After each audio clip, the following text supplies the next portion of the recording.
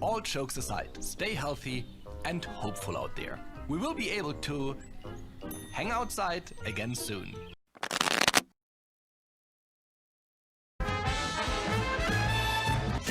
Hello again. I'm still Penn, that's still Teller, and we're still at home.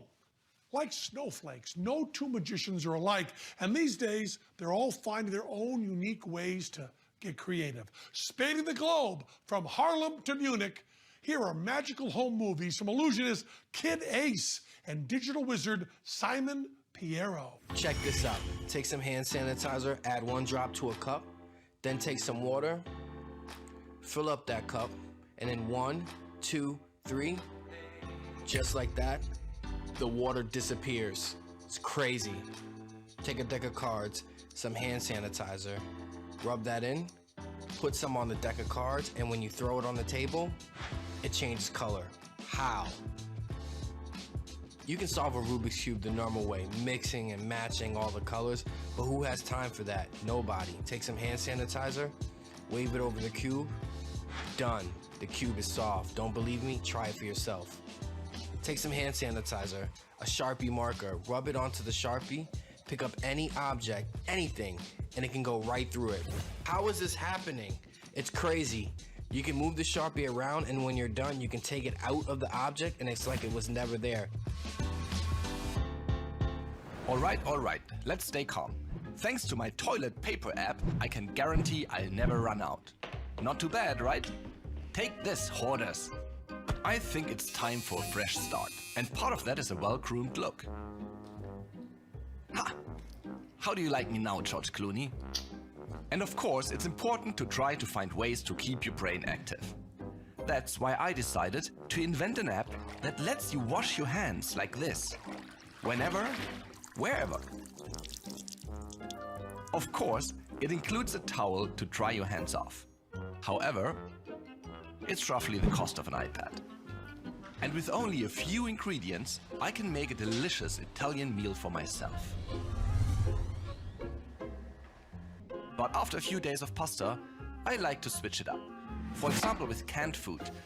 It's not as bad as they say. One doesn't have to drink alone. We are all in the same boat, and maybe a glass of wine even helps with feeling lonely. Remember, we are in the middle of a pandemic, so maybe make it 2 or 3. Cheers! All jokes aside, stay healthy and hopeful out there. We will be able to hang outside again soon. And maybe that's when we will realize being stuck at home wasn't that bad after all. And now, you've got another chance to add a new trick to your repertoire. Hell, by the end of this hour, you're going to be able to do your own magic special. To help show us the magic this time, we're going across the pond to England and our buddies Morgan and West. Take it away. Thanks, chaps. Hello, Mr. Morgan. Hello, Mr. West. I have a magic trick to show you. Perfect. You know just how much I like magic tricks. I need you to name any song by the Beatles. Okay, Eleanor Rigby. Perfect. Now, you can see that this card has some writing on the back, yes? Yes. Can you see what that writing says? It says, you will pick this song. Very clever, Mr. West, but not really a magic trick, is it? What if I showed you that the other side says Eleanor Rigby? Oh, wow. That's amazing. I've no idea how you did it. Oh, unless... Mr. West, strap in. It's time for me to take you on a magical mystery tour. Follow me on the long and winding road to how I think you did the trick. You don't need to keep naming Beatles songs. We can work it out. That doesn't really fit. I am the walrus. Now, I suspect that when you said, I need you to name a song by the Beatles, you were just holding up any old card, Octopus's Garden or something. If that's the one I name, then great. You just act naturally, reveal it, and you've performed a miracle. But you can't do that every time. It won't be long before someone names a different song. And I've got a feeling that every little thing you did was deliberate. So, maybe before calling me, you've cut out a load of similarly sized bits of card and taken the time to write the name of a Beatles song on each one. I suppose if someone were looking to recreate this trick and didn't want to go to all that effort, they could just use playing cards. You start the trick by holding up Octopus's Garden with it back towards me, and have all the other cards that you wrote just out of sight of the camera, spread here, there and everywhere, to help you spot them. When I name a song, you bring the card in front of your face to show me the back. But really, what you're doing is covering your eyes so you can look down and find the card with the song that I named on it. When I say there's something written on the back of the card you're holding, you bring it closer to the camera to let it be seen a little easier. But you're actually bringing the edges of the card off the side of the screen, so that you can slide my choice, Eleanor Rigby, in behind it, so the two cards come together as one. Then, you bring it back into the centre of the image and turn around both cards, holding them as if they were one, revealing my chosen Beatles song. But wait, your job isn't done.